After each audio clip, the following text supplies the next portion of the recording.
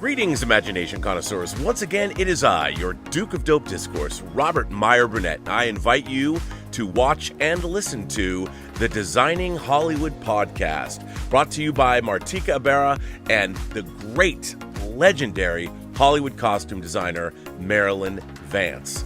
I am afforded the wonderful opportunity of co-hosting the show. If you are interested in the magic of Hollywood, the design of Hollywood, the clothes of Hollywood, watch the Designing Hollywood podcast, available wherever you get your podcasts from, or find the video version on the John Campea YouTube channel. That's right, the Designing Hollywood podcast. Why would you ever want to miss it? Especially if you love the movies.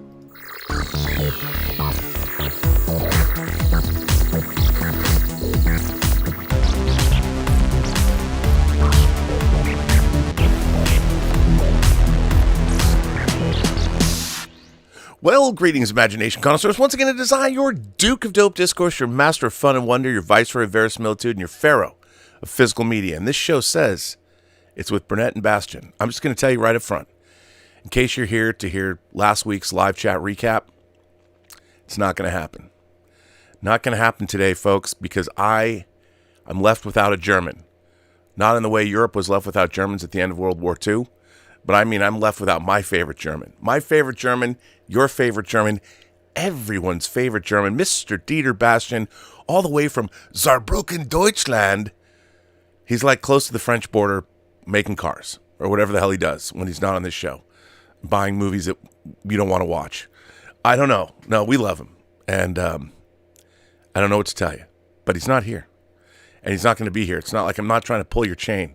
I'm not trying to pull a fast one. I wish I was, because I miss Dieter too. It's a highlight of my week, watching him drink his non-alcoholic beer. I'm telling you, I can say whatever I want about him. No, he's a good man, but he's not here today. So I apologize for that, and I'm hoping that you're going to go with me, because I've got an article to read. I got discs to talk about. I've got all kinds of crazy stuff, and I hope you take the journey with me today, because it would make me sad. Because if you guys all leave and bail on the live chat, then I'm like, oh, they really only do come for the German. Sometimes you have to come to grips with that. But I want to start by saying, obviously, look at the stats here. This week's stats from Media Play News. Thank you, Media Play News. DVDs, 52%. Blu-rays, 31%. UHD, that's 4K, 16.2%. Now, we all know that 4K has always been the collector's market ever since its inception.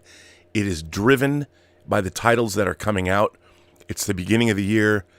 We got a lot of great titles coming out, a lot of bangers, but it's a slow start to the year, I'll admit it, in terms of 4K. So when people see these stats, they're like, Rob, with Best Buy no longer selling physical media, Walmart's made a commitment, but the marketplace, as we know, is shifting. I would suggest buying direct from manufacturers if you want. I mean, around here, we really love the UK's Second Sight. I'm going to give a shout out to both Second Sight and Vinegar Syndrome. When you get something from either company, they come in small, really reinforced boxes. Each title is individually bubble wrapped. I think probably a nuclear weapon could go off, and a nuclear bomb could go off, and these discs would still arrive in your mailbox or on your front stoop, and they would be in perfect condition. For those of you who are interested, Second Sight, their 4K beautiful box of Martin Scorsese's Mean Streets is currently available, and High Tension, even though people like Paul from Twin Flicks has already got his, it is also available as of tomorrow. And in February and March, they got great titles. They got Green Room. They got Possessor coming out. I know other companies are releasing The Hitcher, but they got that coming out. They got Possession coming out as well. So good on Second Sight. And when you get boxes from them, and Vinegar Syndrome has their own like packing tape that's got their logos on it. I'm telling you, when you get the box, it's like Christmas. It's great. Vinegar Syndrome wraps up their little boxes, even though they're still looking like shipping boxes. It's kind of like a present. So, and sometimes they put stickers in there and their cool logo. So here's to that. Now, anyway, before I get started, people have been banging on about streaming versus physical media. There's physical media Reddit boards. There's all kinds of things where people are now jumping on the bandwagon. And I want to talk about that. But first, I want to use a primary example of why physical media in our current landscape is important. I want to show you one of my top 10 favorite films of all time. This. Bob Fosse's All That Jazz. I saw this movie in 1979, the weekend it came out, with my parents. This is one of the most influential movies in terms of my own life that I've ever seen. When I saw this movie, Alan Heim, the editor, the editing in this film blew me away. This film made me want to edit films. It was the first time that I was acutely aware of the power of editing, the juxtaposition of editing. Again, I was 12. So this was hugely influential. And this is the Criterion Blu-ray. Please put it out in 4K. So I did a cursory glance. Now, this movie, All That Jazz, was nominated for 9 Academy Awards, and it won 4. It was nominated for Best Music, Original Song Score, Adaptation. It was nominated for Best Editing, of course. It was nominated for Best Costume Design. It was nominated for Best Art Direction and Set Direction. It was nominated for Best Cinematography. It was nominated for Best Writing Screenplay written directly for the screen. It was nominated for Best Director. It was nominated for Best Actor. And yes, it was nominated for Best Picture. The 4 awards that it won Academy Award for Best Music, Original Song Score, and its adaptation or Best Adaptation Score. It won for, of course, Alan Heim's editing, Best Editing. See, I know. I see something. I know it's good. It won for Best Costume Design. Albert Wolski's costume design won. And it won for Best Art Direction and Set Decoration. I would have given it Best Director. I would have given it, what did Kramer versus Kramer win, I think? I understand. Tug the heartstrings. This movie's a little difficult. Everything that Bradley Cooper's Maestro wants to be, All That Jazz is. And look, I like Bradley Cooper. I do not think that Maestro did Leonard Bernstein justice. And all you have to do is start going down the Leonard Bernstein rabbit hole on YouTube and watch his performances. Watch him conduct the 7th Symphony. Like I'm telling you, the guy understands Beethoven better than anyone. The 7th Symphony, the way he conducts it, it's the pacing. It's his pacing of 7th Symphony. And then, if you don't believe me, go look at other people's conducting of the 7th Symphony. Maybe George Schulte could nail it, but Bernstein nails the 7th Symphony. Why do I love the 7th Symphony so much? Because, as somebody put it, that piece of music is one of the best pieces of music where shit's about to go down. And it's great. It's a great piece of music. They use it in lots of movies, including science fiction movies. Always a banger. It's kind of like I've said before, it's like ninjas. Nothing isn't made better with the proper application of ninjas and Beethoven's 7th Symphony. Just saying. I'm just saying. And if you don't believe me, try it. If you're writing a book or writing a screenplay, put ninjas in it. It'll suddenly get better. And if you're doing any kind of art and you put on Beethoven's 7th Symphony, it'll get better.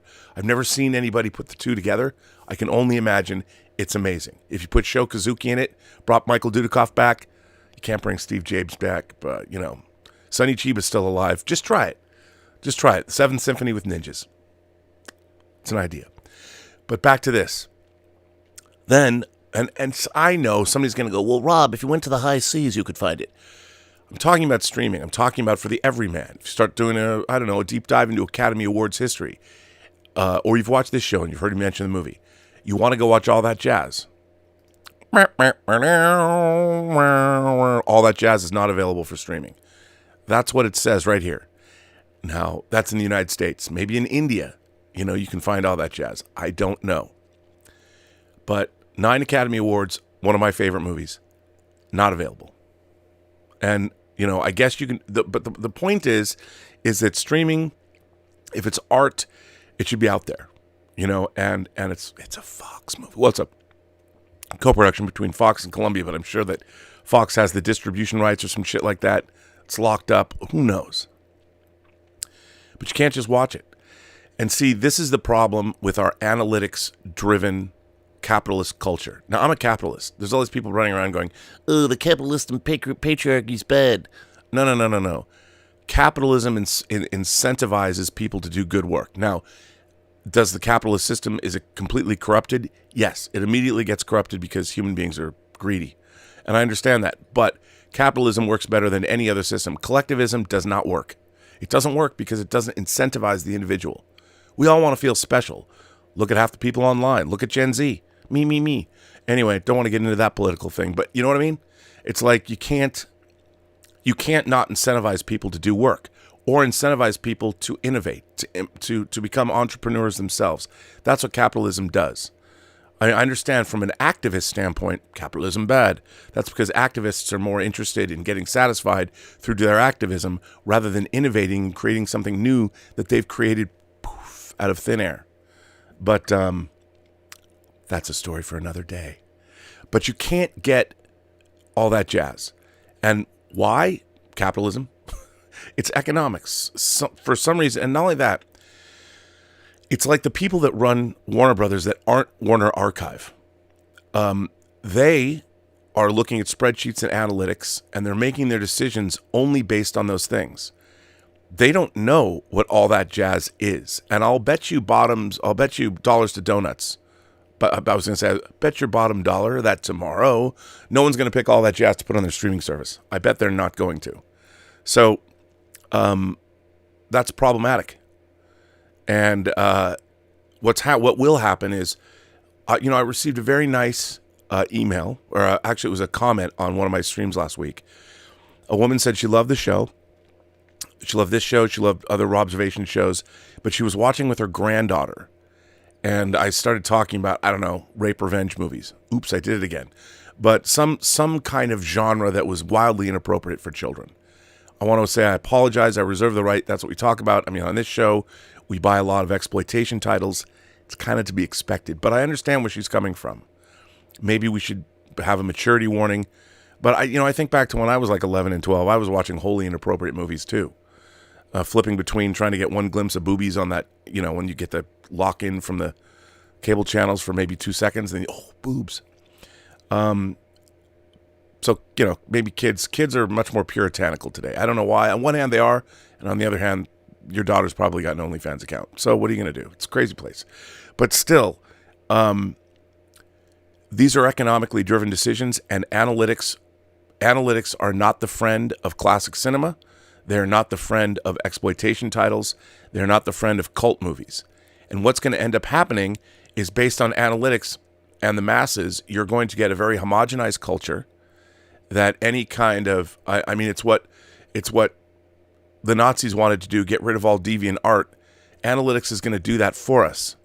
It's going to do that everywhere because, and it's also going to get rid of classic films because, as I've said, as pop culture gets halved every 20 years, and that's in my own mind, you've heard me say it a million times, but you go back 20 years, you go back 40 years, you go back 60 years, how many of those movies are going to survive through analytics? Well, none, because eventually no one's going to watch them because they're not going to have them to watch, and no one's going to know what they are. And the funny thing is, what's really interesting is no one, like you've got, by the way, I should say this, today's show is sponsored by Kino Lorber and Warner Archive. Thank you to both companies. They know what they're doing. So eventually there's going to be no demand for those things at all. And what I don't understand is, like, for instance, Warner Brothers. Warner Brothers has within it, and I know I bang on, and I'm not saying this because of my affiliations or people I know. Warner Archive is single-handedly doing the Lord's work. They're going into the Warner Archives. They're going into the MGM Archives.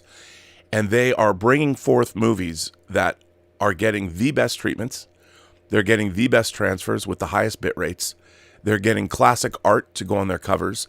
So not only are they preserving the films, but they're also giving you in their packaging, which does not get enough love. They're going back and getting the original key arts for a lot of these movies. So not only do you get the film, but even the packaging gives you context in the time of the time when those movies came out. That is hugely important. Now, on the flip side of that, I love it. I love when Second Sight creates their own packaging. Sometimes they use the classic artwork or classic images, like what they did for Texas Chainsaw, what they did for Dawn of the Dead, and they do their own thing. But I love and the way they package their product. Vinegar Syndrome, Severin, of course, Second Sight. Just the way they're presenting these films, when you hold them in your hand, they're giving them a level of importance. These boutique agencies, Umbrella, 88 Films, 101 Films, take your pick. They're imbuing these films with historical importance by making the actual packaging them itself. It speaks to what's inside, that there's meaning here. And what's going to happen, and what I fear is if Warner Brothers does not promote Warner Archive as a company, why on Max isn't there a sub-channel, a Warner Archive channel? Warner Archive had a streaming channel at one point, but why doesn't Max? They've already got a huge array of movies. They've got Tarzan. They've got horror films. They've got great TV movies from the 70s like Bad Ronald and Don't Be Afraid of the Dark and The Stranger Within. I think they have Stranger Within and Killdozer or whatever. I mean, and all of these places, unless they're promoted, people won't know that they're there. And if they do, and it costs not a lot of money. You've already got the service set up. You've already got a company within your company putting out great material. But, if you were to promote it and figure out an interesting way, like have Warner Archive watch parties on Friday nights, follow multiple Fritz Lang movies, or, you need like a Robert Osborne or somebody to contextualize these films, you can hip it up for the young kids. Have college drinking games with Warner Archive titles. I don't know. But unless it's done, these films are going to get lost in our analytics-driven world, our capitalist analytics-driven world, because the numbers will never be able to compete with the latest movie that's on Netflix. And even when they're promoted, they won't, but at least they'll survive. And they won't get taken off the platforms. David Zaslav, well, it's too expensive to keep Westworld. Whether you love it or not, we made it. It's too expensive. Let's yank it off our own platform. That ran 4 seasons. And they're going to give it to somebody else. Crazy times. But, sorry, I haven't had my morning coffee. You might not be able to tell that. But anyway, I wanted to delve into an article I found on the internet that was just published that I figured we'd go over. And Daniel Paris wrote this for Fanfare. Fanfare is a genre-related fan sub-page on Medium that I'm always looking at. And I'd like to read this article and share it with you. The Rise, Fall, and Slight Rise of DVDs, a Statistical Analysis. Now, there's a lot of these op-ed pieces. I wanted to get to this. This actually wasn't published last week, but I wanted to get to this and talk about there is all kinds of op-ed pieces about people that are surprised that people are still buying physical media. This is a pretty condescending article, to be honest, but I liked it. I'm going to read it anyway. So here we go. Daniel Paris wrote this. This essay was originally published in Stat Significant, a weekly newsletter focusing on data-centric essays about movies, music, and TV. If you enjoy the article, check out Stat Significant for more fun data essays. The death of physical media.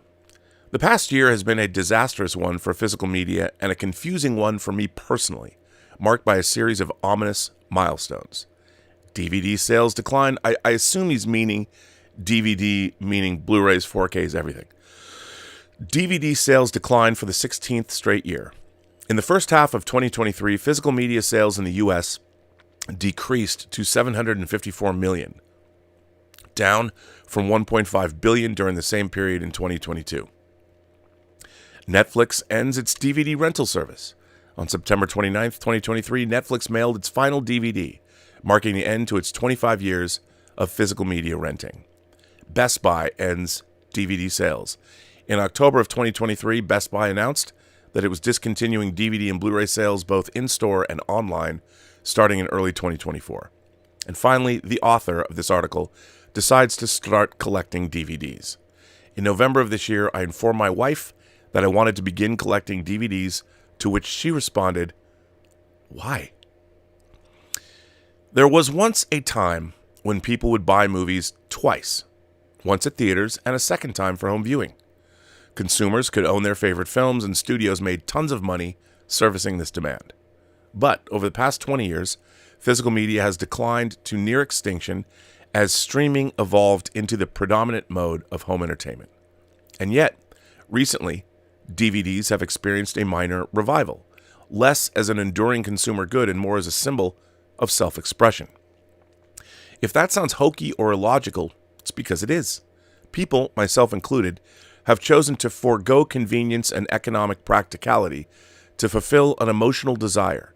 And so far, I'm loving it. So today, we'll explore the rise and fall of physical media, the changing economics of movie ownership, and the minor resurgence of a dying technology. It's hard to hear those things, but he's not wrong. The rise and fall of physical media. 50 years ago, you couldn't watch movies at home apart from whatever played on television or cable television. Let's say you actively wanted to see Citizen Kane or take in Alfred Hitchcock's entire filmography. Well, you couldn't. You'd accept the ephemeral nature of movie consumption and think, I guess I may never see my favorite film again. What a bummer. The late 1970s saw the introduction of VHS and Beta, giving way to a fledgling home entertainment industry that empowered consumers to choose and own their favorite entertainment. Here's a lovely picture of, look at all those VHS tapes, all garbage. And by the way, look at that, Stuart Gordon's Dagon. I mean, it's not like these were 70s and 80s videotapes. Maybe some of them are, but they look pretty new to me. There's a Day of the Dead tape, though, so kudos to you, right next to Dead Alive. Wow. See, now I look at this picture, I'm like, look at all these things. There's Pulse, Grizzly. Clearly, this is stolen off some horror guy's site. Mausoleum. That was Embassy.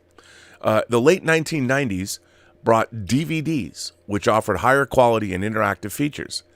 Discs, of course, everyone skips over Laserdisc when they write these articles. It's so annoying.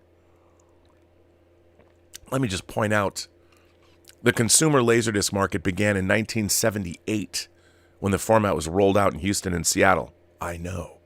I was there.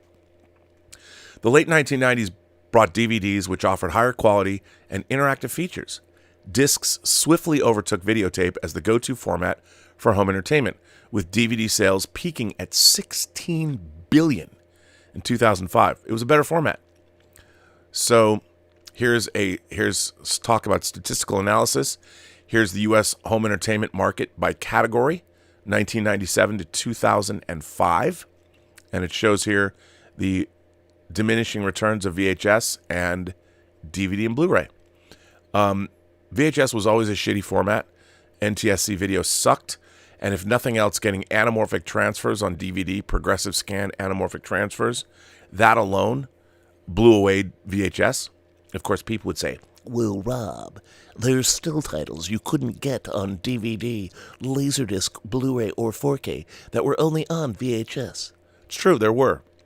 So, I mean, I know, I just talked about how you couldn't get movies, but, yeah, but there's probably a reason. And not only that, the original elements to a lot of these movies, every year that goes by, my own film, Free Enterprise, it's having its 25th anniversary today. It's been out of print since 2006. I can't even get access to it because our executive producer won't let us have access to it. I'd love to put out a 25th anniversary edition. Physical media was a cash cow for movie studios who could sell you the same film to the consumer multiple times. Let's say you loved The Lion King in a world before streaming, and you also wanted your children to be able to watch The Lion King. You may be giving Disney money for a movie ticket, a VHS purchase, a DVD purchase, and a Blu-ray purchase, and a 4K purchase. That's at least $50 of Lion King spending. This is a very important salient point. Many films enjoyed active second lives on DVD and VHS, with popular titles bringing over $500 million of revenue for Hollywood studios, and this figure isn't even inflation adjusted. Now look at this. Look at this chart. Best-selling films across all physical media formats. Cinderella, $290 million across all physical media formats. Jurassic Park, $350 million. Avatar, $400 million. Toy Story, $400 million. Shrek, $450 million. Beauty and the Beast, $550 million. The Little Mermaid, $570 million. Snow White and the Seven Dwarfs, $600 million. Spider-Man, $730 million. Aladdin, $750 million. Finding Nemo, $800 million. And the Grand Poobah, Timon, $850 million for The Lion King. This is home video revenue. One movie generating $850 million extra dollars. That probably outgrossed its entire theatrical and international run. That's what home video used to do. Now, streaming has killed that market. Streaming killed it because people are buying as multiple formats. Now, to be fair, 4K is the final resting place of the home video format. You know, you're not going to get another physical media format. 4K is basically kind of how we see movies anyway. Yes, film can be 6K and 8K, but normally we're watching 2K or 4K versions of films in theaters now. But think about that. Streaming, which only produces subscription revenue, and when you're subscribing to a streaming service, you're subscribing to everything the streaming service offers. These were individual movies. And this is how much money each one brought in. Now, not every movie's not going to be The Lion King, $850 million, or even like Cinderella, $290 million. A lot of movies would bring in less. But let's say you made a low-budget horror film, like, say, Don Coscarelli's Phantasm, or John Carpenter's Halloween, which was made for $300,000 when it came out in 1978. That was the very first piece of physical media I owned on Media Home Entertainment. I spent $56 to buy it. Now, take out your manufacturing costs or whatever, wholesale costs. Let's say Media Home Entertainment from my $56 took home, I don't know, let's be conservative, $15. $15. Now, of that, how many tapes sold to all the video rental houses and the people that wanted to buy it? You could generate, movies could totally generate 10 times what they were making at the box office on home video, especially bigger genre titles that collectors bought. You can see from that picture all the horror films that people still have on VHS. All of that revenue, gone. Streaming took it all away. Licensing fees. So basically, in addition to just the analytics, in terms of looking at the algorithms, there's no more revenue stream for movies. Except, you know, whatever you're going to get on SVOD or whatever. So movies don't have a second life. You can't, I mean, now look at how many titles, we collectors know this, but I mean, how many obscure titles are we going to spend $50 for from a boutique company? A lot. But that's the only, and those, the people that own those movies are licensing them out to the boutique agencies. Maybe some of the boutique agencies that, if they pay for the restoration, own the movies. I don't know. But a lot of the time, you know, like Second Sight, my beloved Second Sight, HBO was one of the people that made that movie. So people at Warner Brothers, I won't say who, wink, wink, nudge, nudge, helped Second Sight acquire the negative. But the deal that Second Sight has to make is they do the restoration, but they don't get to be first in line to release Hitcher. All these other companies get to release it before them. They're doing the work. Now, I would say hold out for the Second Sight 4K and buy that beautiful box, because you know it'll be worth it. It even smells good. So, I mean, the studios killed that revenue stream. Killed it dead, because they figured that streaming would supplant. How would streaming supplant how much money The Lion King made? But the thing is, everybody went all into streaming, and then they realized, one movie's not going to make $800 million anymore. If these numbers seem too good to be true, it's because they were too good to be true. In January of 2007, Netflix launched its streaming service, providing consumers with an expansive selection of film and TV programming with virtually no friction. Movie watching was no longer bound by physical constraints, and a treasure trove of content was yours for a measly $5 a month. DVD sales plummeted as streaming subscriptions, digital rentals, and digital purchases grew to a combined $35 billion in annual sales. And now you can see, here's a chart, and this is the rise of streaming and digital rentals and purchases. And what do you see here? DVD and Blu-ray. It's a bummer, but there it is in colors, not black and white. Consumers didn't have to settle for video rental stores or cable runs of diners, drive-ins, and dives. Consumers could watch something remarkable whenever they pleased. Thus began the era of peak TV, as numerous streaming platforms entered the market, while content production and consumption increased exponentially. Suddenly, the idea of owning your favorite films became impractical. Let's say I want to buy every movie from my Letterboxd list of 100 all-time favorites. I can buy these titles in physical form, or I can rent and stream them whenever I want. Assuming I can watch each of these films 2 or more times before I die, it will cost me significantly more to build a DVD collection while also taking up non-trivial amount of space in my apartment. Now, here's a interesting chart. So on the top here, the metric, number of favorite movies, DVD collection, 100. Streaming services and rentals, 100. Average price of a DVD purchase, $25. So to get your entire collection is $250 or $2,500. And then you have average square foot of media purchase and total square foot of media purchases, 27.6 square feet. Percent of favorite movies on streaming platforms, 40%. Favorite movies watched via streaming platforms, 40. Favorite movies watched via digital rental, 60. Number of times I will rent each movie, twice. Total rental purchases of favorite movies, $120. Average price of digital video rentals, $399. Cost of renting favorite movies, $479. Total cost of watching favorite movies. Well, if you have a DVD collection, it's $2,500.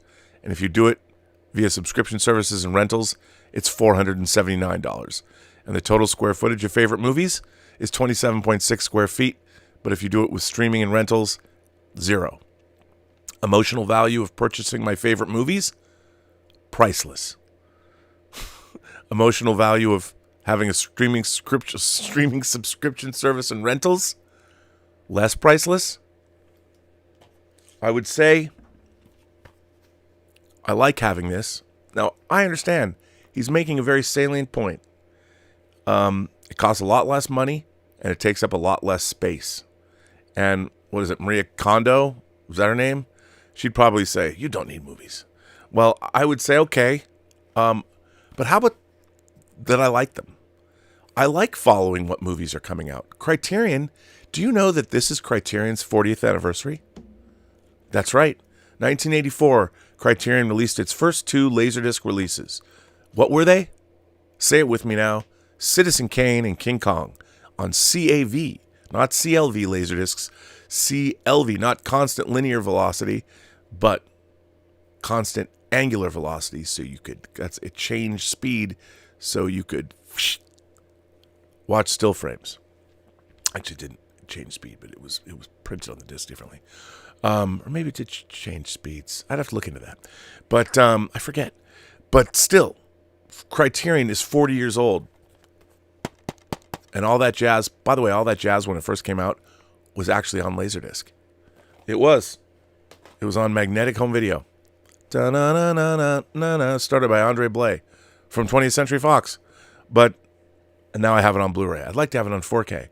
I've taken the full journey with all that jazz. That's how much I love this movie.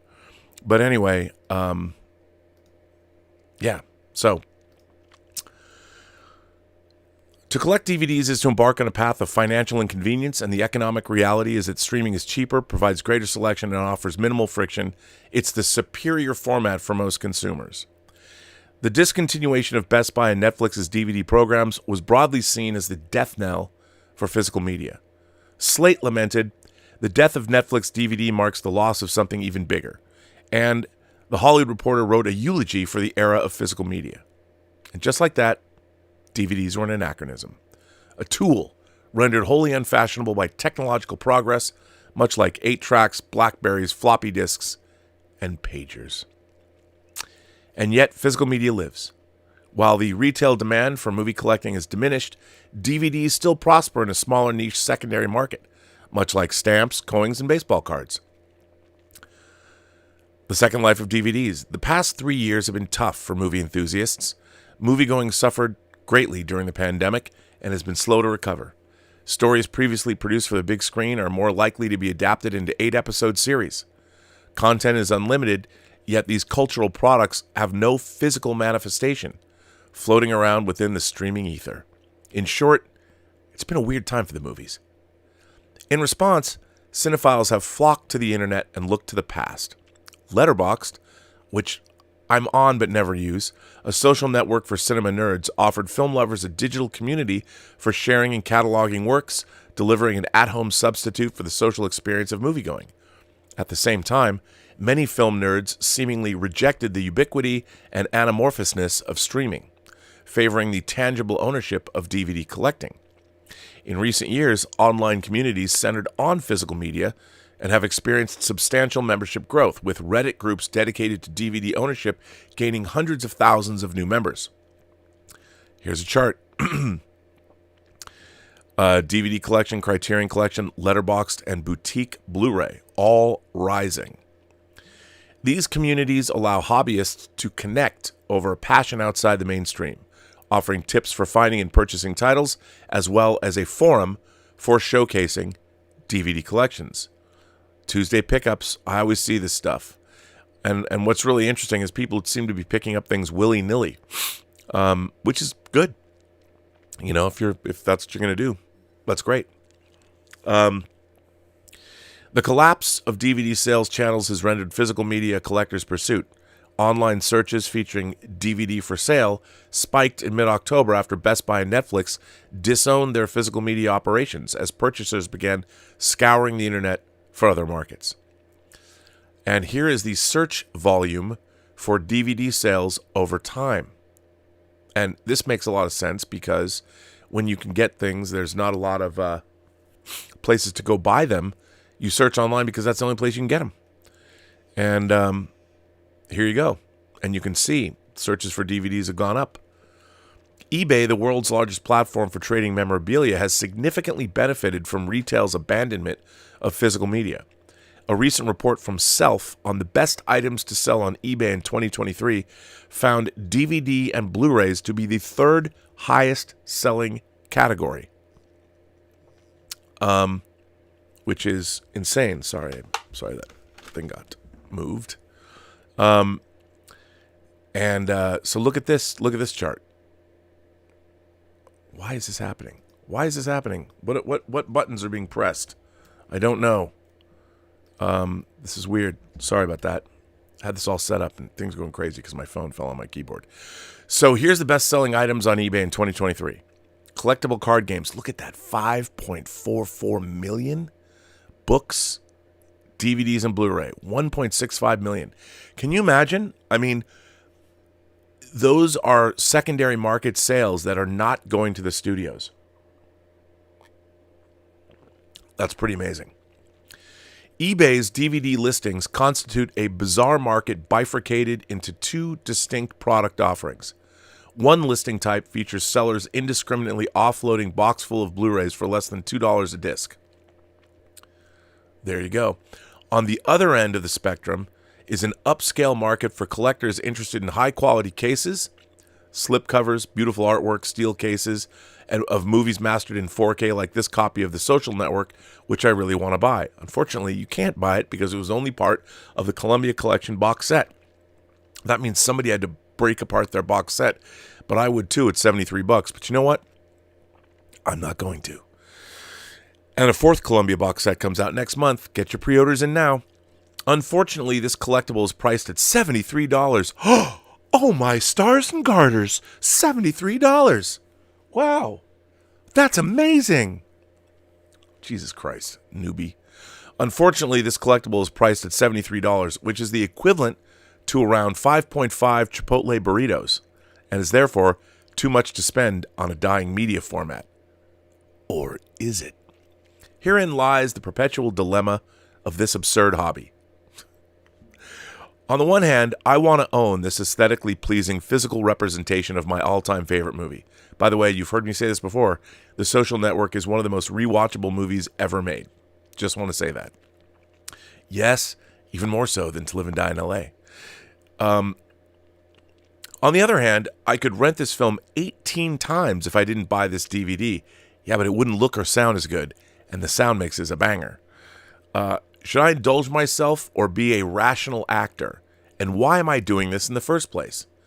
The irrational high of collecting. Look at that. Oh, that's beautiful. I liked to make models when I was a boy. The other week, I found a Blu-ray of Inception for $2.99 at a record store. You know why? Because it's out in 4K now, and the 4K is better. What a steal, I thought. After completing my purchase, I nearly ran out of the shop fearing the cashier would realize some sort of pricing error.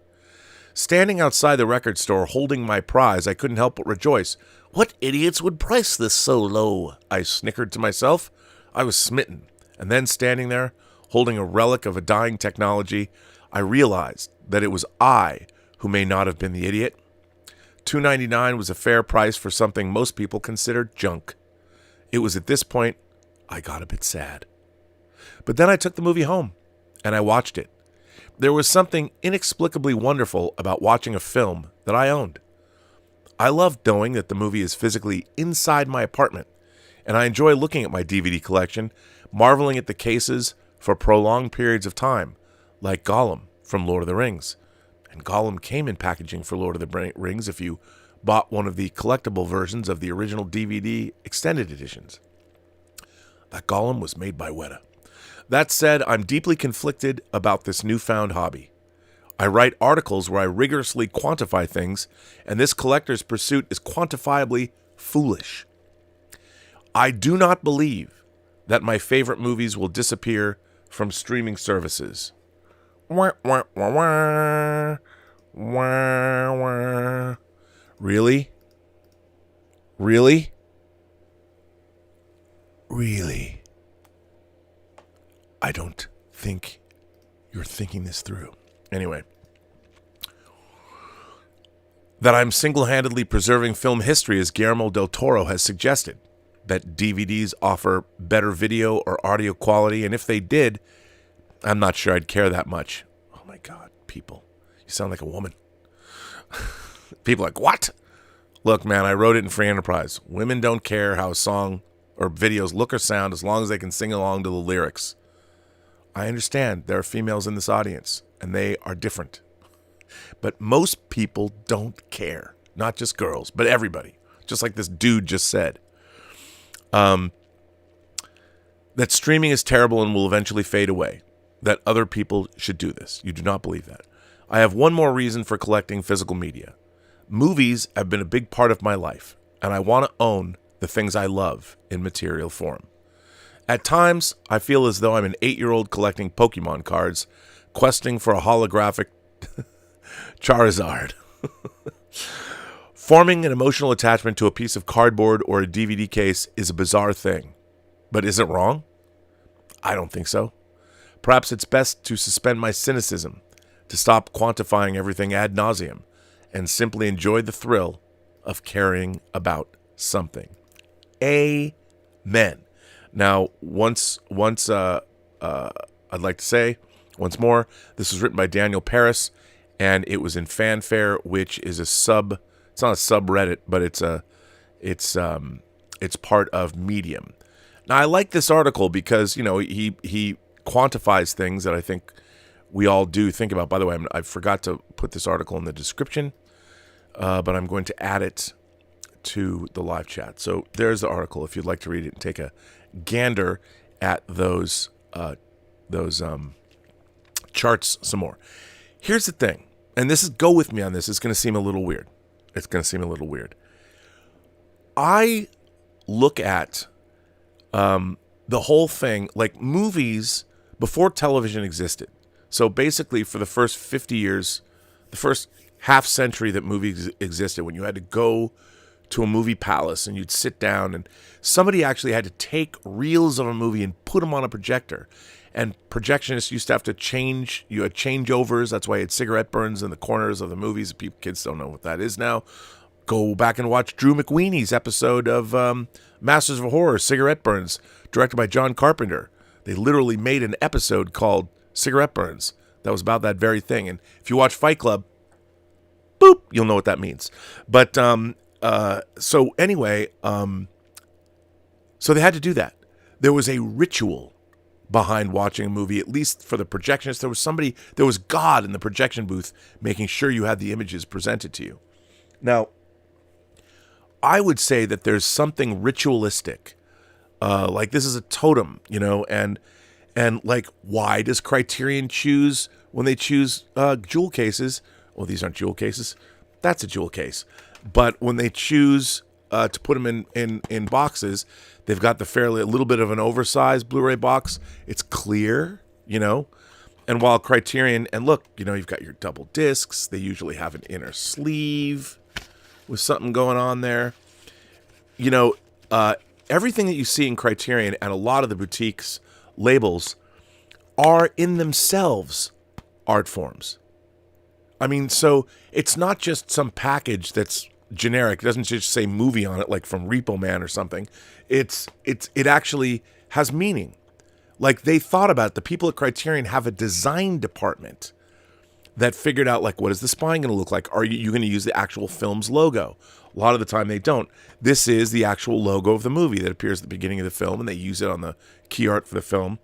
There's this alone, this packaging, it has value to me. There's a whole there's design. Criterion has always had impeccable design. And I would say that the packaging itself speaks to the film inside. It means something. So collectively, yeah, you're getting your favorite movie, but you're also getting it in a container that lets you know that somewhere out in the ether, someone validated this film and said, this is important. It's worth preserving. It's special. And hey, when you buy something from Severin, their Dance Macabre titles, Dance Macabre Volume 2 comes out. The artwork, the time they spend, same thing. Same with Vinegar Syndrome. Same with Second Sight. Same with 88 Films, 101 Films. All the Korean beautiful releases that Dieter finds. People stop and think about that, and there's a whole other industry of design. AI, I'm sure they're going to, go to AI to do it, but you really need a human being to imbue meaning into this. Now, some would say, Rob, who cares? Who cares? Well, if you care about human endeavor and you care about art, when you buy an interesting physical media release from a high-end company, you're not just getting the movie, you're also getting more. You're getting somebody designing this, somebody putting thought into it. Then there's also a literary component. You get a booklet. And for the higher end companies, essays. They've also taken the time to find another human being, has written words about the film, has made these movies, it contextualize them for you. So they're not just films, they might offer insight that you wouldn't get necessarily anywhere else. Now, that's the full package of what you're getting when you buy a movie. It's not just having a movie on a shelf. And now, what's really interesting is when I was buying Laserdiscs, the Laserdisc market was by definition a bunch of crazy people like myself. They were collectors, connoisseurs, people who liked, you would never complain or bitch and moan about a person who loved museums, as someone who loved fine art, paintings, who knew who could tell you the difference between a Renaissance painter and a pointillist or a surrealist, who had an encyclopedic knowledge or like a douchebag like the character from Woody Allen's Midnight in Paris that not Michael Shannon, Michael, the actor. The actor who's a big philanthropist too, who's the club owner in Tron Legacy, Michael Sheen. That guy was a douche. Man, I love that movie. I love Midnight in Paris. It's great. I love Woody Allen. Anyway, always have, always will. And so it's art. And the thing is, when I went to the Evergreen State College before I went to USC, I took what was called a coordinated studies program. And we had like 3 or 4 different professors, and it wasn't like traditional classes, but the coordinated studies program I took was called The Making of Meaning. And it was how human beings, in order to, because we're sentient creatures, we're always looking for meaning. Not just in why are we here, or what our own lives, but we're looking for other meaning, that like a sunset over the Grand Canyon. We're looking for meaning everywhere we go. And I remember I read a book by a guy named Edward T. Hall called The Hidden Dimension. And it was all about architectural space. And it was about like how certain cultures, I know this seems weird, but the scent of somebody is part of, you're supposed to experience that, and the way we build our space. I know it's weird, enclosed spaces and bigger spaces, and how we want to inhabit a space. Now, if you think about it, I like high ceilings and I like big giant open rooms. Well, that's kind of a waste of space, isn't it? Why would you not just make enough room that you can inhabit? Like, what if you're living in Hong Kong or something, or you're living in Japan where space is at a premium? Well, we're lucky. We live in a place where, like, even the observatory is like a giant garage. I mean, I got all the space above my head. It's wasted. It in terms of practicality, you could probably put a second story and I could store more physical media upstairs. But that's not how this place was built. And I like it that way. That's what having physical media is. It's not just the preservation of the movies, but it's also the whole physical act. What this is this, even this package, is celebrating many forms of human artistic endeavor, literature, design, everything that went into the making of this movie. But this becomes a totem of human imagination on every level. Now, maybe I'm reading too much into it, but the boutique companies understand that. And they have whole groups of people who do nothing but design packages and make sure. I mean, that's why I love, like, Second Sight. Even the quality of the paper, the boxes, like, they sat there and made this decision, like, we're going to do everything with this matte finish. And I mean, you pick up one of their discs, you want to wipe off your hands, you don't want to leave grease marks on it. They decided to pick that material. Like when Criterion does a digipack, or they make a slipcase, how did they decide that? Why didn't they all just put them in things like this? I don't know. But that's another aspect, and I know it's a tiny aspect of it, but it's an aspect of it nonetheless. And when you have collectively, you feel like you don't just have movies. You have representation of human endeavor that you admire and respect. And it's always a reminder. That's what books do to me too. Same thing. Books, I love hardcover books. I love the design of it. I love what's in them. But people forget that's important. And that's one of the things. It might be a simple thing. If I have to spend extra money, you could sit there and go, well, Rob, when someone dies, no one's going to watch Thriller, A Cruel Picture, other than you. Probably not. But somebody thought it was important enough to preserve. And while it's not for everybody, I just think that, we want to strip everything out so we don't have anything. Now, I'm not saying, look, you can't take it with you. It's probably pretty stupid. Maybe there'll be a time in my life when I'll give my physical media collection to Goodwill. Someone will pick through it. But if it makes you happy, and physical media has made me happy, this is the 44th year I've bought physical media. And this, by the way, was one of the very first movies I ever owned on Laserdisc. When I bought the first 2 Laserdiscs that I bought, actually there were 3. I bought Phantasm and all that jazz, and they were both on magnetic video. And I bought Star Trek 3 on digital sound.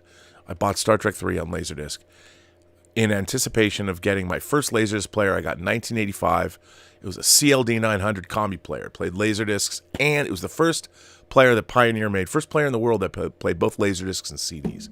So that was but I started buying Laserdiscs in 83 in anticipation that I would get one. Anyway, what was I talking about? So there you go. There's my love of physical media. Let's see if you have anything that you all are saying. I have no idea. Let me jump into it and see what you guys have to. Ooh, there's lots of things. People are saying lots of things already. Let me get to what you guys are saying. Sterling says, let's say you're the master of Hollywood. Aren't I? No. and you're given carte blanche to develop a film of your choosing based on a work of fiction. You handpick the writer, director, and actor.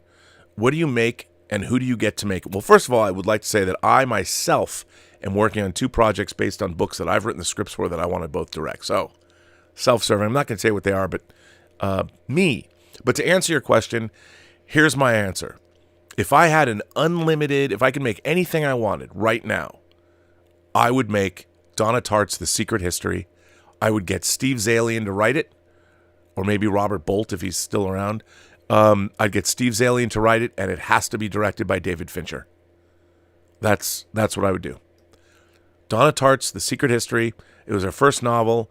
I know. A Little Friend hasn't been made, and The Goldfinch, but that's what I would make right now. That's what I'd make. I know it's not a genre title, but that would be, you asked the question. So Sterling, take it to the bank. Somebody probably owns it. See, one of the things that's frustrating about Hollywood is a lot of these projects, a lot of these wonderful books, what ends up happening is somebody buys them, a company will buy them, and they will try and develop them. And they'll have multiple authors, multiple screenwriters work on scripts.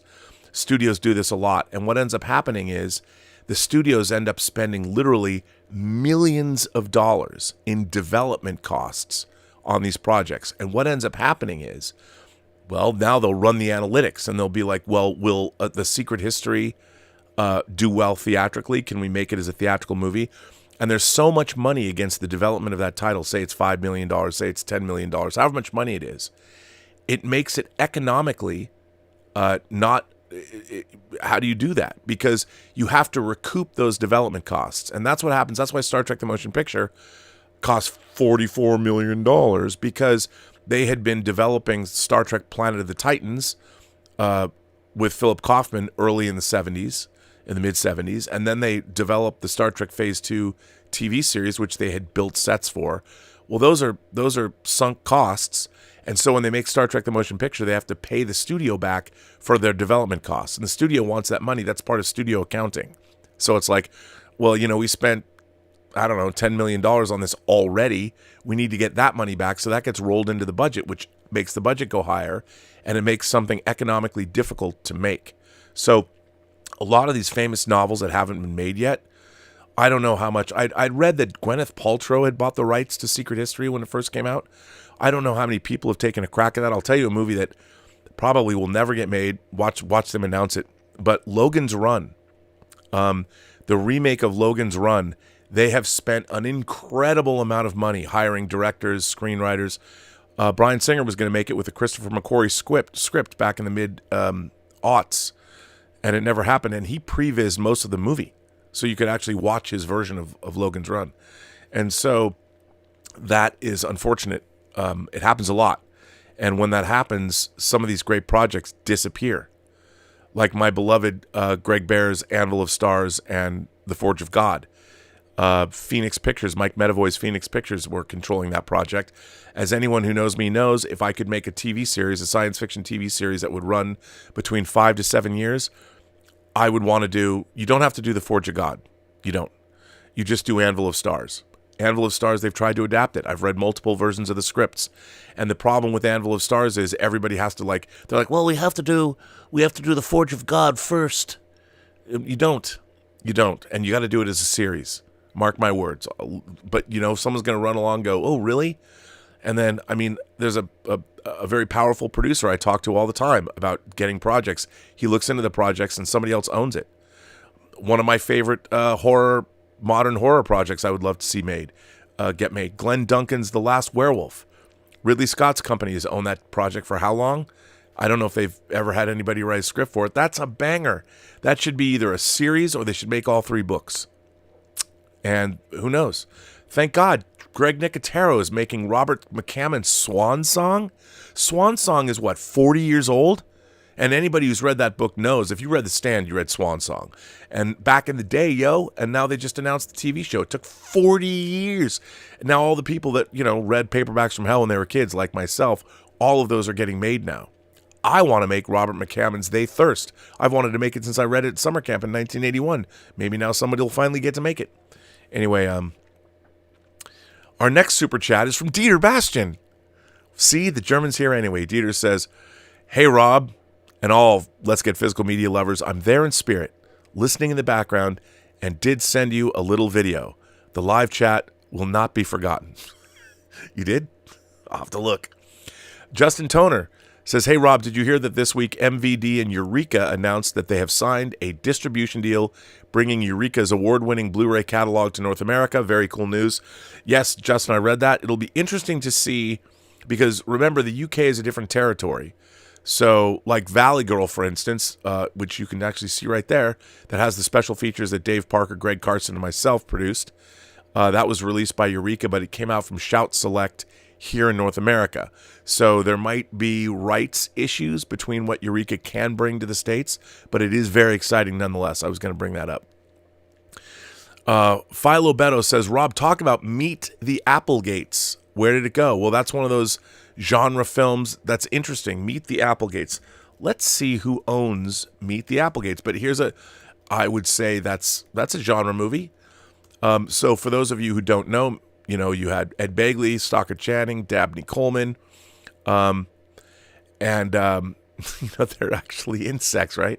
So Meet the Applegates, and Michael Lehman, who directed Heathers. It was his Heathers follow-up, I believe, or maybe he made it before. But I think it was his follow-up. Now, this film, who owns it? It was Media Home Entertainment might have owned it. Now, what happens to a movie like Media Home Entertainment is the ownership of the movie could be in problematic. Who knows who owns it now? It might have reverted back to another company. They might not even know where the negative is at. So that's another thing. And then you ask yourself, okay, what is the financial upside to getting Meet the Applegates back out into the world? I don't know the answer to that. But that's another problem facing movies. So, Philo, you are absolutely right. Where did it go? Stubble McShave says, "I finished The Sparrow by Mary Doria Russell. It had interesting reveals at the end. It's a good example of a story which doesn't tell us what to think, but rather what to think about.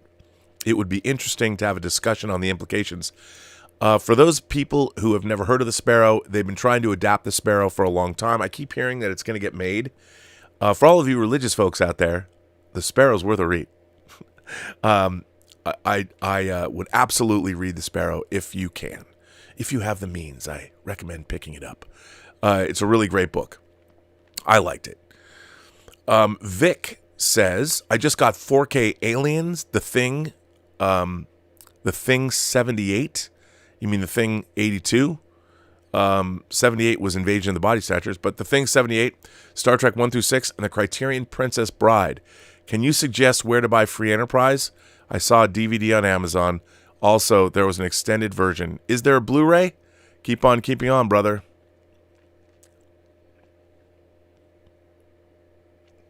No. There is no Blu-ray of Free Enterprise. It doesn't exist. It went out of print in 2006. The one to get, my preferred version, is you have to get the Anchor Bay double disc DVD, unfortunately. It has my preferred version of the movie with a better sound mix, and it's also anamorphic. So maybe we can convince our executive producer to let us have access to it, and I can do a new 4K remaster. I want to change the movie. Oh, there's a lot I want to do to the film. I mean, it's the only movie I've written and directed, so I'd like to have it out there. Probably get canceled for it now, but still, I'd like to get it out there. Stubble McShave says, "A problem with streaming services, movies and TV services and Spotify, is that the consumer is one more step away from the creator."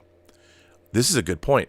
With books, the consumer directly purchases the creator's product. The feedback loop to the creator isn't broken, as it is for streaming. Yeah, I know. I'm right there with you. That's a really good point. And now we have access. I mean, I think we're going to see a lot more of this. I think we're going to see a lot of people, like authors can now sell, comic book creators can sell, people like Ethan Van Sciver and his Cyberfrog, or Eric July and Isom. They're making good money selling directly to consumers, people that are making collectible card games or board games. They're going directly to the consumer. We We, Imagination Connoisseurs Incorporated, or pardon me, Unlimited. We're Imagination Connoisseurs Unlimited. As you know, we have teamed up with Road to Perdition writer Max Allan Collins and his lovely wife to turn his Nathan Heller novel series into audio dramas, and we're gonna launch that in the next couple weeks, and we're gonna see. To be honest, I have no idea what the demand's gonna be. I've directed and produced a 12-minute proof of concept with Todd Stashwick playing Nathan Heller, and you'll just get a taste of what it's going to be like. And we're going to be adapting the first 2 books in the series that deal with the assassination of Chicago Mayor Cermak, probably about 8 hours. You don't really know how long it's going to be, but we're going to go directly to you guys and sell directly to the consumer through crowdfunding, and we'll see. Verdaderio? Is it just Verdadero? That's a nice name. I want Cast a Deadly Spell on Blu-ray. I worked on Cast a Deadly Spell. I have a screen credit on Cast a Deadly Spell. I even have a denim jacket with the gargoyle from Cast a Deadly Spell on it. Cast a Deadly Spell was a movie that starred Fred Ward as H.P. Lovecraft, a detective in a noir Los Angeles where people could use magic. He could not. And it was produced by Gail Ann Hurd, and I worked at Tony Gardner's Altarian Studios because we did all the creature effects for it. And I would love to get that. There was 2 movies made. There was another one that starred Dennis Hopper that I didn't work on, who took the role over from Fred Ward. I really liked Cast a Deadly Spell. It was a lot of fun. Again, another movie that went direct to HBO. And where is it? Can you get it? I don't know. I mean, I know it's out. But that's something that I would love to see Scream Factory do. It'd be great if they did. The Lego 5th Doctor, that was a really fun movie to work on, actually. It was really fun because I got to do a lot for the creature effects. The Lego 5th Doctor says, the horror. My teacher wife just told me no kids in her class could say who Clark Kent was.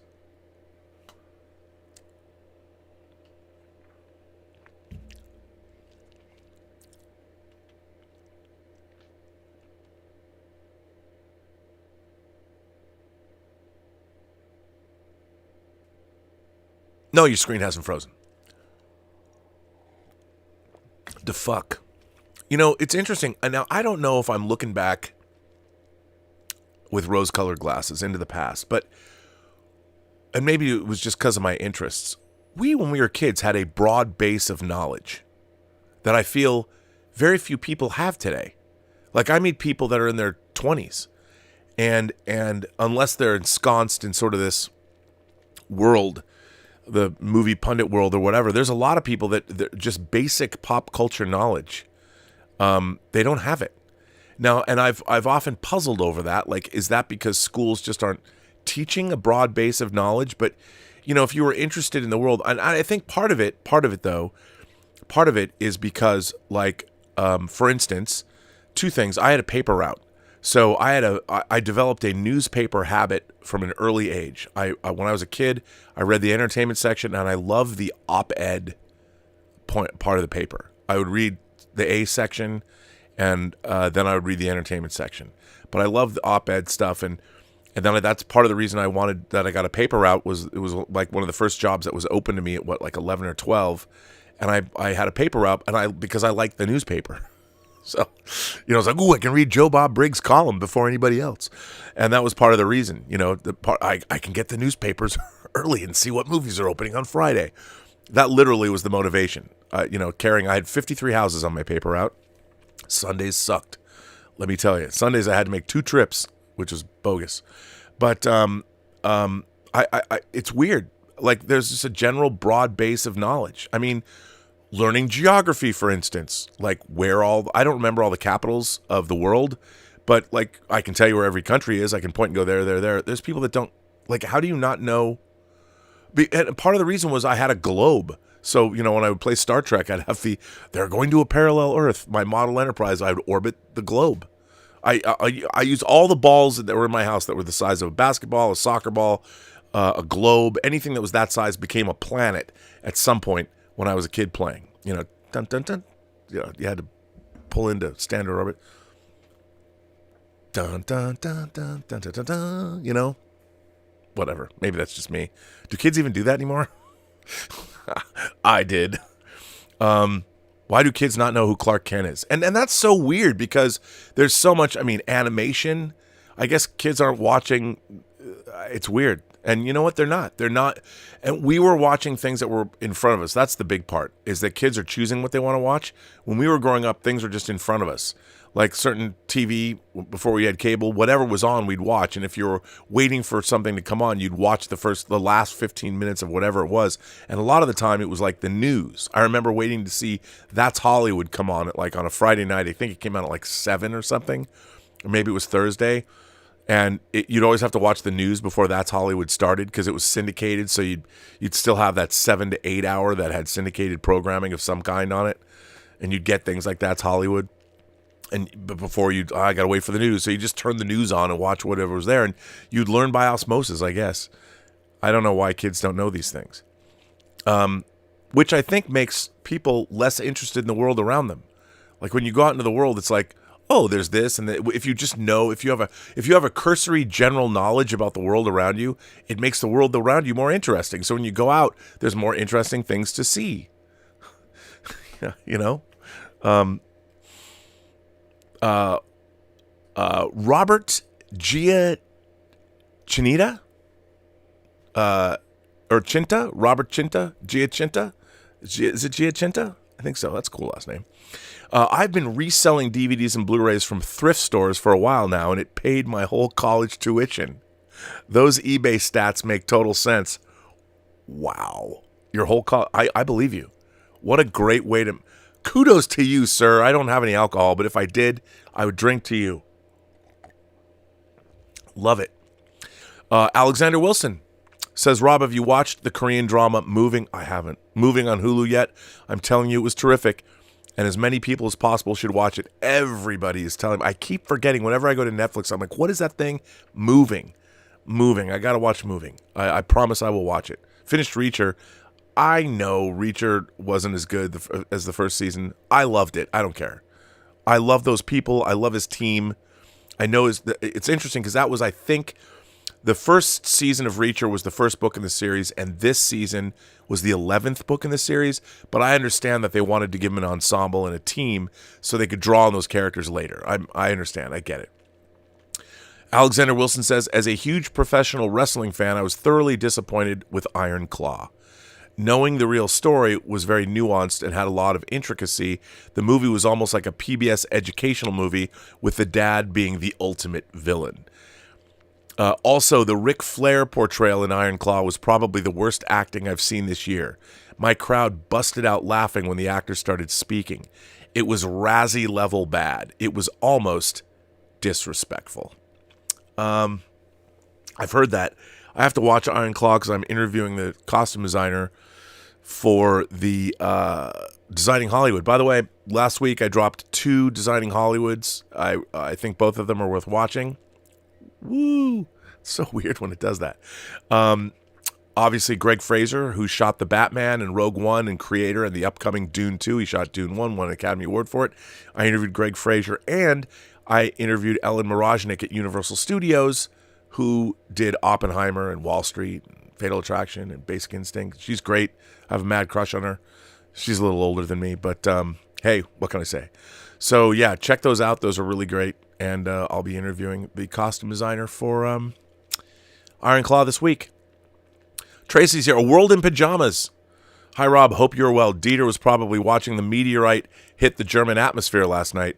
Did you hear about the ring discovered around dwarf planet Quarar? No. There's a ring around. A weird discovery. Hey, you know what? Maybe it's a megastructure. You know, not like a galactic megastructure, but maybe it's like Ringworld. Although the ring itself was the world. But I don't know. Look, I can only imagine that there's probably shit the Webb telescopes found that they can't tell us about. I mean, there's so much bubbling up all over the place. Now, I don't know if disclosure is going to happen. Who knows? You know, but there's certainly a lot going on in the world. If the Webb telescope points, it just needs to find the right place to point, where we're basically going to see a giant shopping mall in space, an alien shopping mall somewhere that we can no longer deny that we're alone in the universe. So I didn't know that. I have to look around the ring, the dwarf planet. Here, let's take a gander on this newfangled thing called the internet, and let's see, because I can do that, because it sounds interesting. Weird discovery. Let's see what comes up.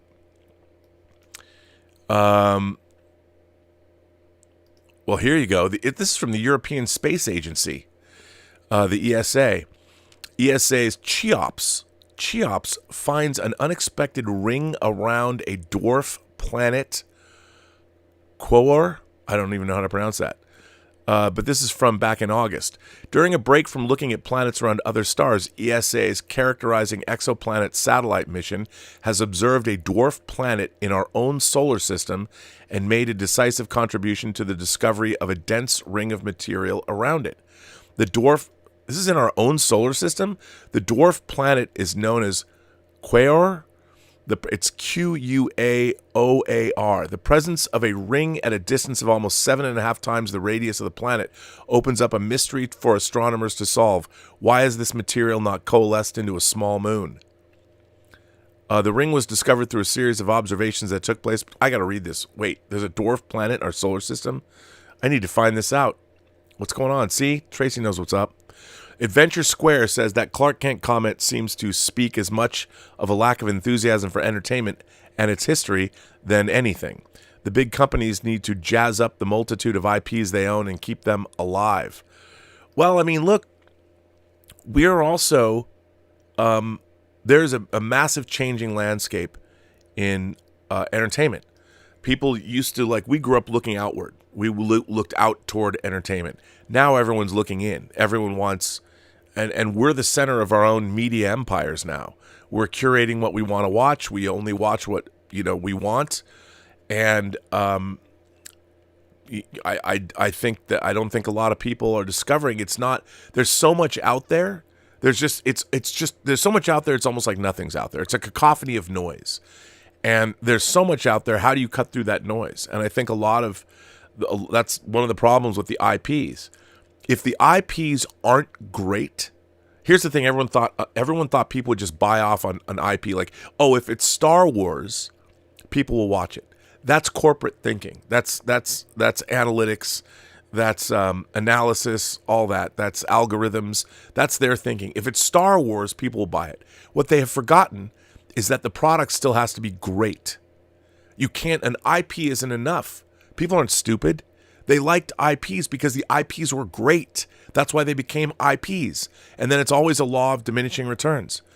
Unless the IPs stay great and vibrant, nobody gives a fuck. So the problem is, when you don't have great IPs, when was the last time they made a great Superman movie? I mean, I love, like John Campea, I love Zack Snyder's Man of Steel. But, I've said Batman v Superman Dawn of Justice, not a whole lot of joy in that movie. If you're a kid watching that movie, it's monumentally depressing. So some people would say Man of Steel was depressing too. But that's one of the things that I think is going on.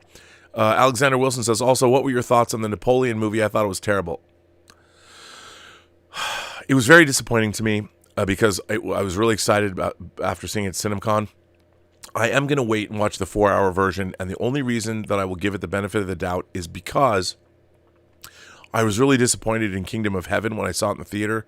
And the extended version, which is a whole different movie. It's like an hour longer. It's like a whole different film. So I'm hoping that Napoleon is going to be that when they show the long version on Apple Plus. So hopefully it will be better. And I hope so. A World in Pajamas, Tracy says, then we had another discovery with a ring of galaxies, which is going to change our perception of cosmology. Yeah. So there are megastructures in the galaxy, in the universe, where multiple galaxies were part of a megastructure. Multiple galaxies are these gigantic. I mean, the size of these things I can't even begin to fathom. But it was something like a 1.5 billion years across, and it shows these galaxies in a ring. And why is this all happening? I mean, the thing is, here's what's so funny. We don't know anything. about the universe. We think we kind of do, but when you start looking into it, we don't know from our position. It's all theory. It's all hypothesis. And when the Webb telescope has completely blown cosmology apart.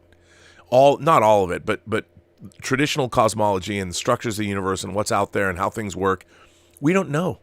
We don't know. We know so little about it. And now we have eyes, or AI, that's the eye of Sauron, that's giving us a glimpse into the universe. Can you imagine if we build a telescope that's 10 times more powerful than Webb? I mean, it's amazing. Look, the Webb telescope, between the Webb telescope and how we got the Curiosity rover down on the surface of Mars, the engineering feats that humanity is capable of now is absolutely astonishing. And yet we still want to kill each other, and it's just frustrating. But it's amazing. Alexander Wilson says, also, Moving is adapted from a Korean webtoon, which is about a group of superpowered teenagers who actually inherited their powers from their parents, who are part of a superpowered Korean Black Ops team. The parents' past starts to haunt their kids. Well, shit, man, that sounds great. I didn't know that. I thought it was literally about moving somewhere. I did.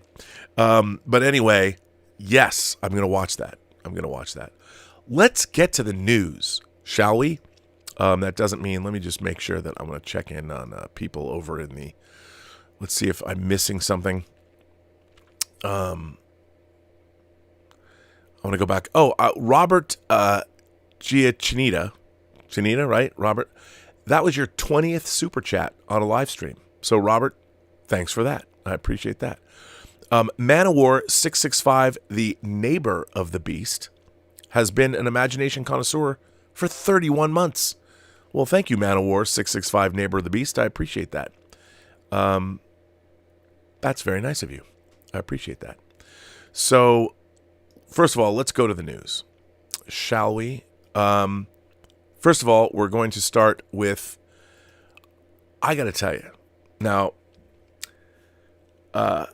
this is a movie that I've never even seen all the way through. I've only seen clips from it. Oh boy. It is called Goodbye, Uncle Tom. And it is an exploitation movie. Blue Underground's putting this out. Diabolic DVD has it on sale now. This is a movie about the slave trade, slavery, and it's rough, man. I don't know if I should buy this. I mean, as far as exploitation goes, it doesn't get more exploitative than this. It's hardcore, but hey, it's a 4-disc set in 4K. I'm sure Blue Underground does great transfers. I'm sure this looks great. I can't imagine what's going to happen when people start watching this movie. So kudos to Blue Underground for putting out more great exploitation titles. I think I have to buy it just to have it. But wow, it's going to freak people out. Great cover, though. That's a great cover. I can't tell, is that painted or a photograph? It looks like it's painted. But speaking of painting, John Rowland, God bless Indicator, continuing on with their I want to say lesbian vampire movies, but this isn't quite a lesbian vampire movie. But man, more of John Rowland. You know, John Rowland's not, I'm going to say it right now, he's not exactly Orson Welles, but man, do I love his movies. And Indicator has been putting him out in these beautiful slipcased editions. You know, we got Fascination. Now we're getting the Demoniacs. And we're also getting the Nude Vampire. Look at these covers. Indicator, God bless you. And they're putting him out in 4K. All I can say is, Indicator, where's the Living Dead Girl? That's my favorite John Rowland movie. Are you holding out? Do people know? I mean, Fascination and Living Dead Girl are my favorites. Where's Living Dead Girl? Are you just stringing me along?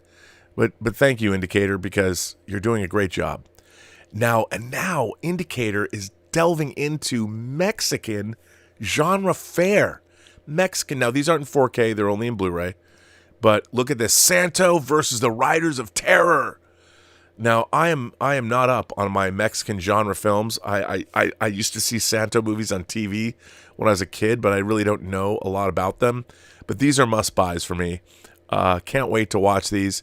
Can't wait to fill my brain, to fill a hole that an area of genre cinema that I don't know much about. Mexican wrestling, the lucha libre movies. Come on. Who doesn't want to get these? Probably a lot of you, but I'm going to get them. And then we got more. Look at this. The Panther Woman. Come on. Who doesn't want to have a triple bill of Santo and the Panther Woman, and of course, the Batwoman, all from Indicator Blu-rays. I mean, come on. They're giving, again, see, you get these exploitation titles that, do we deserve them? We're not worthy. I don't see that Netflix is going to be putting on Lucha Libre genre features from like the 60s on TV anytime soon. I don't know. Maybe they will. Who knows? But God bless Indicator for doing this. They do such a good job. Got a few Criterion titles. We got a Blu-ray. I actually worked on this movie. Nancy Savoca's Dogfight with River Phoenix and Lily Taylor. I really like this sweet film, sweet period romance. This was during my stint at Warner Brothers. This was one of the movies that got made. And it's nice to see it getting the Criterion treatment. This was unexpected from Criterion. Then we've got Lahane, which is always a great film. Matthew Alcos, I can't pronounce his name. I just want to say Matt Kasovitz, The Hate, in 4K. This is a great film, and it's been a great film. I've owned it on multiple formats, and it's great, and I can't wait to get it. While Criterion is finally putting out Picnic at Hanging Rock, all of us who know have the Second Sight version. Not that Criterion's isn't going to be great, but Second Sight, I already bought it. And then Criterion's putting out another Bellatar movie, which I've never seen. I can't even pronounce this name. Workmeister Harmonies? Please tell me how is this pronounced. I don't know. This is some destruction of society allegory that I've never seen this. Satan Tango or Satanico, Satan Tango. Roberto Suarez got that for me, and I can't wait. Another Bellatar movie with single takes. I think there's only like 14 takes in this movie or 20 takes in this movie or something, but I'm all there for it. So bring it on. Bring it on. Then, of course, another movie, Snuff 102. I've never seen this movie. It's coming out from Massacre Films, I think, or Midnight Murder Films. I don't know. If it's Massacre Films. It's another label putting stuff out. I don't even know what this is. I want to see it. It certainly looks interesting to me. It probably is a movie I shouldn't own. That'll just make me feel bad. But hey, it's exploitation, and you can get them all from Diabolic DVD. By the way, they do not sponsor this channel, but I'm just saying, you can get them if you want them. And this interests me. Here are the top 10 sellers. I'm not going to read all of them, obviously, but these are the top. I'm not going to read top 20, but these are the top 10 sellers of the week. And let's see what they are. We've got Oppenheimer, number 1. By the way, if you guys don't have Oppenheimer, what a disc. Five Nights at Freddy's. Now, by the way, this is overall sales. Five Nights at Freddy's, Indiana Jones and the Dial of Destiny, The Expendables 4, Teenage Mutant Ninja Turtles Mutant Mayhem, The Equalizer 3, The Exorcist Believer. Why anyone is buying that is beyond me. Barbie, great disc, by the way. Paw Patrol, the Mighty movie, awesome. Mission Impossible, Dead Reckoning, Part 1. Well, as all of you know, Mission Impossible is no longer called Dead Reckoning Part 1. They've dropped the Part 1. It's just called Dead Reckoning. I don't know what that means, but it's interesting. And if you've got the Steelbook, you can always have it say Part 1. So there you go. These are the top 10 Blu-ray bestsellers. Oppenheimer, Five Nights at Freddy's, Indiana Jones and the Dial of Destiny, The Expendables 4, Teenage Mutant Ninja Turtles Mutant Mayhem, Equalizer 3, Exorcist Believer, Barbie, Mission Impossible, Dead Reckoning, and Avatar: The Way of Water. Not surprising. And now we go to top-selling 4K Ultra HD Blu-ray discs. Oppenheimer, Avatar: The Way of Water, Avatar: Titanic. Look at that. Jimmy C with the 4, 3, and 2 positions on the chart. Expendables 4, Mission Impossible, Dead Reckoning, Indiana Jones and the Dial of Destiny, Five Nights at Freddy's, The Warriors. They came out to play in 4K, and boy, is it glorious. The Equalizer 3 from Sony.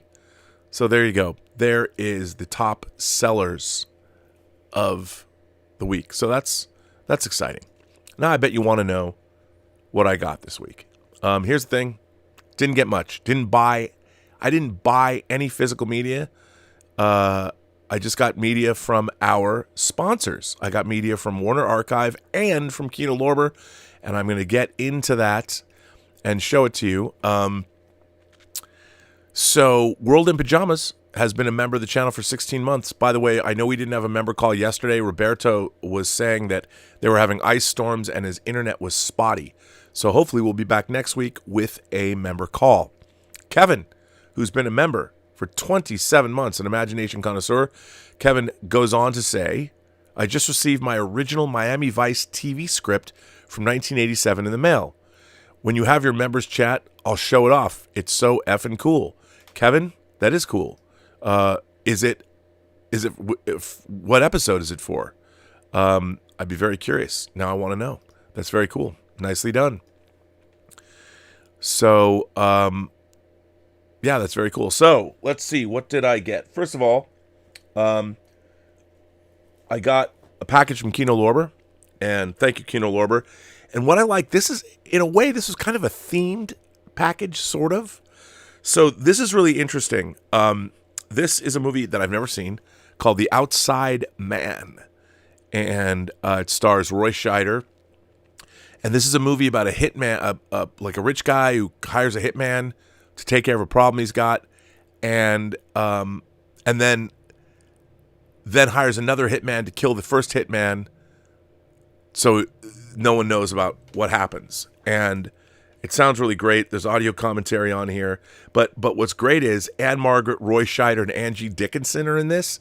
And of course, if you're 52 Pickup fans, it's Roy Scheider. It's I don't know if there's like a weird connection, but it just struck me. Now, I don't know if this is the case, but it was done by an Italian director, and I'm looking at this cover.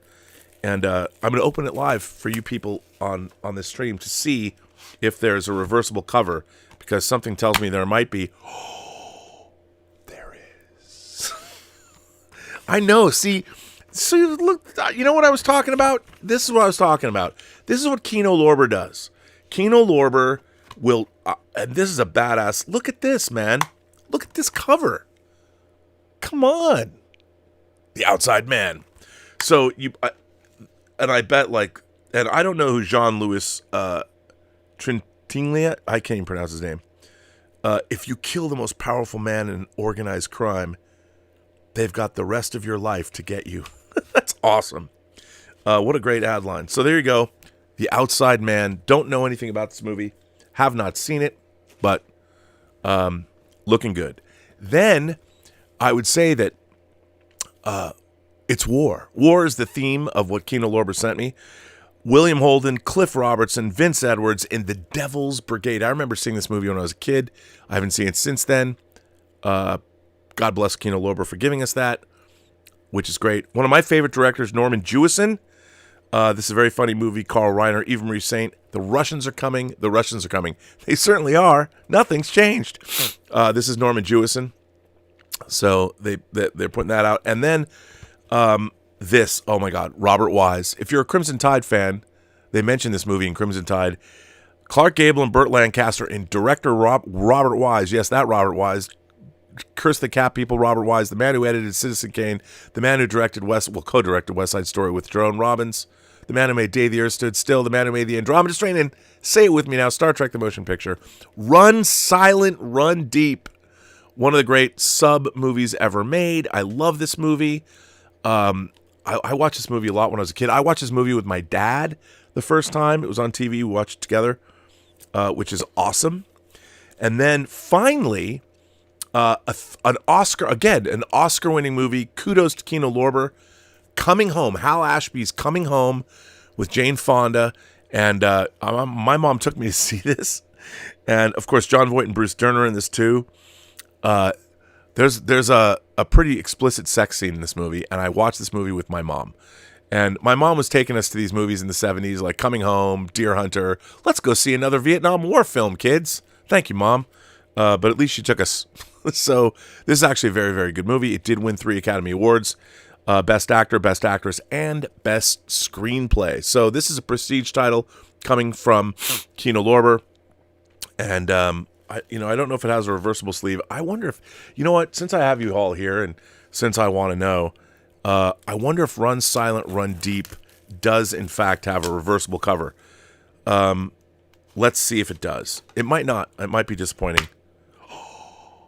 It does. It has a reversible cover. God, I knew it. I had a good feeling. Man, these reversible covers are awesome. I love these. Oh, see, it's like Christmas. See, it's a look at this, man. Now, I'm not gonna say. I'm not like a millennial that thinks everything looks like him, but I mean, does this look like me or not on this cover? Look at that. That could be me, right? That doesn't really look like Burt Lancaster or Clark Gable. Maybe they decided to paint me on the cover. Maybe I just see myself everywhere because I'm that much of an egomaniac. Either way, that's a pretty badass cover, whether it looks like me or not. I think it does, though. It's even got the same bags under his eyes. But anyway, there you go. Run silent, run deep with the reversible cover. Thank you, Kino Lorber. See, it's just these little things that are good. Then, not to be outdone, I got 2 boxes from Warner Archive. Now, Warner Archive, man, they're putting out next month. They're putting out a bunch of animated. They have a box set of Hanna-Barbera movie versions of their famous cartoons that are coming out. It's called something. I was going to pull it up, but it's coming out. It's a big. They're getting into animation because their animation stuff. There's animation fans that have been clamoring for this. The Dog Who Gets No Respect. Warner Archive. Rover Dangerfield, starring, of course, Rodney Dangerfield. I've never seen this, but I'll watch it. Hey. Then we got a Lena Horne movie. The musical comedy sensation. I know nothing about this. Cabin in the Sky. But Lena Horne's hot, so I'll watch it. There we go. That's coming out. Errol Flynn and when Claude Rains in The Prince and the Pauper coming out. And then we've got Tallulah Bankhead, Robert Montgomery in Faithless is coming out. There you go. Faithless. And then we've got, check this out, from Warner Archive, Sex, Bugs, and Rock and Roll, Joe's Apartment. From, wasn't that like an MTV skit thing, Joe's Apartment? Well, it's coming out. Should do for roaches what Babe did for pigs. So there you go. Hey. I mean, this man is married to Rebecca Romaine. Just so you know, the guy in Joe's Apartment, Jerry O'Connell from Stand By Me, married to Rebecca Romaine. So that's what I got this week. So there you go. And let's see. And you know what? I don't have Dieter to do the live chat, so I got nothing more. I got nothing more for you people. What do you mean, you people? I mean, you people. It's been a fun chat. I got nothing more. This is all I got. I've laid it out on the table here. So I just want to thank you all for being here. I missed Dieter Bastian. I hope you had a fun time doing this show. There's a lot of people here today. There's over 400 people in the live chat. Hey, I'll say it. If you like this show, like, subscribe. Different dynamic without Dieter. Maybe you find me supremely annoying. That's true too. If you want, leave me a comment and say that. Please like, subscribe, tell your friends. I want to thank everybody for generously supporting this channel via super chats, tips, and all that. Memberships. We will have a member call next week, weather permitting. Yeah. So keep buying physical media. We got a lot of great stuff coming up. And as I said, the great French film High Tension. And if you watch, check out Paul. Check out Twin Flicks, the Twin Flicks YouTube channel. Check him out because not only did he do an unboxing of High Tension, he also released a comparison of the new upcoming Arrow Conan 4K disc, which is probably the first of the big prestige titles to come out in 2024 that everybody is eagerly awaiting. And I got to tell you, man, Arrow has been killing it with their box sets. If you want Conan, just jump on, get both movies. I know people might not want Conan the Destroyer, but I certainly don't. I wish they could have put the R-rated cut in. I understand why they didn't. How do you make a Conan movie that's not R-rated? Don't know. But watch Twin Flicks reviews of that disc. It looks really, really good. And then, of course, hey, watch all the other people. Watch Heath over at Serial at Midnight. Watch all the other YouTubers that are covering physical media. There's great stuff going on. Spare Change. Did they change the name, though? There's some great stuff out there. Elliot, who always does the Criterion stuff. And I don't know Elliot, but I do love his channel. So check it all out and watch all of those other YouTubers. I will be doing another Robservations later today. So tonight, check that out as well. Gosh, I don't know. I don't know what more to say other than I could string it out, but why? Go enjoy your Sunday. What football is going on today? Did you watch that game between the Packers and the 49ers? Wow. Oh, the 49ers are like going, thank God. Anyway, on that note, every person you meet has a story to tell that you have yet to hear. And all you have to do is listen. Oh, and thanks, Tom Jr.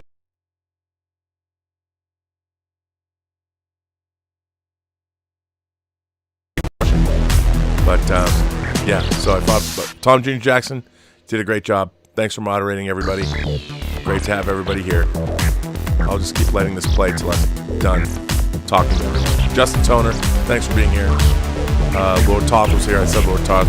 I can just sit here and talk over these credits. Can you hear me? I don't know. All good. I will see you all later. Let's play again. Nah.